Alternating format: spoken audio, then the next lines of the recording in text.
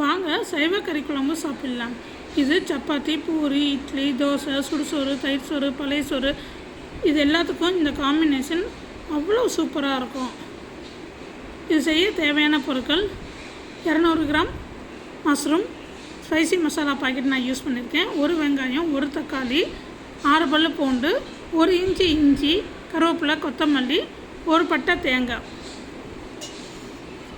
ஒரு குக்கரை சூடு பண்ணிவிட்டு அதில் 2 குழிக்கரண்டி எண்ணெய் விட்டுட்டு ஸ்பைசி மசாலா அது எல்லாத்தையுமே நான் சேர்த்துருக்கேன். அதில் அஜினோமோட்டோ நான் சேர்க்கலை.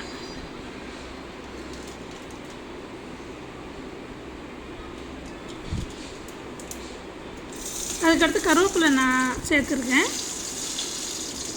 கருவேப்பிலை ஆட் பண்ணிவிட்டு வெங்காயத்தை சின்ன சின்னதாக கட் பண்ணி வச்சுருக்கேன்.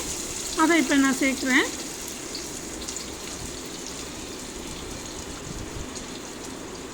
அதுக்கடுத்து தக்காளியும் குட்டி குட்டியாக கட் பண்ணி வச்சுருக்கேன்.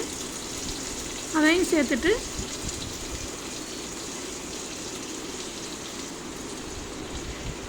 அடுத்து மஷ்ரூமாக நான் சேர்க்குறேன். சேர்த்துட்டு நல்லா வதக்குவேன். இதில் வெங்காயம், தக்காளி, மஷ்ரூம் இது எல்லாமே வாட்டர் கண்டென்ட் அதிகமாக இருக்குது. அதனால் இதை வதக்க இதில் தண்ணி ஆட்டோமேட்டிக்காக தனியாக பிரிஞ்சு வரும்.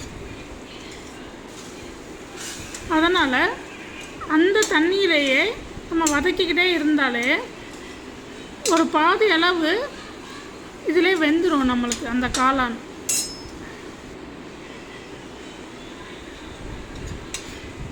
இப்போ நல்லா தண்ணி வற்றிருச்சு பாருங்கள்.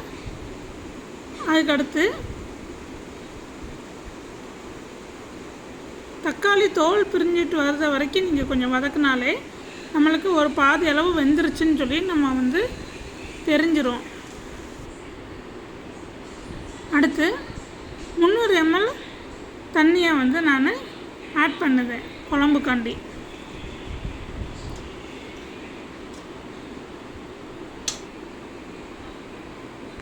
வீட்டு மசாலாத்தூள், வீட்டு குழம்பு மசாலாத்தூள் 2 ஸ்பூன் நான் ஆட் பண்ணுவேன். தேவையான அளவு நம்ம உப்பு சேர்த்துக்கலாம்.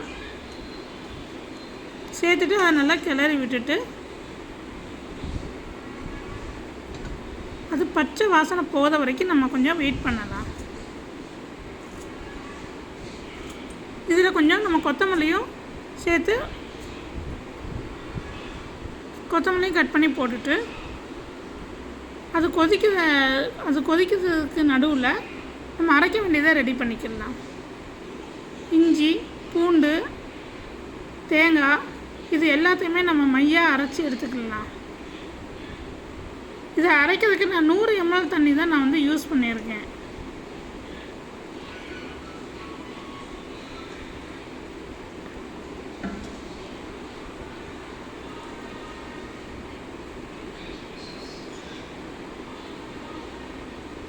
அதுக்கடுத்து குக்கரை மூடிட்டு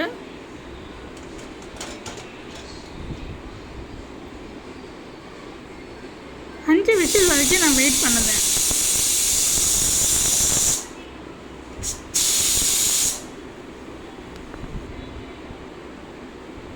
குக்கரில் உள்ள ப்ரெஷர் இறங்கின பிறகு அதை ஓப்பன் பண்ணி பார்த்தேன்.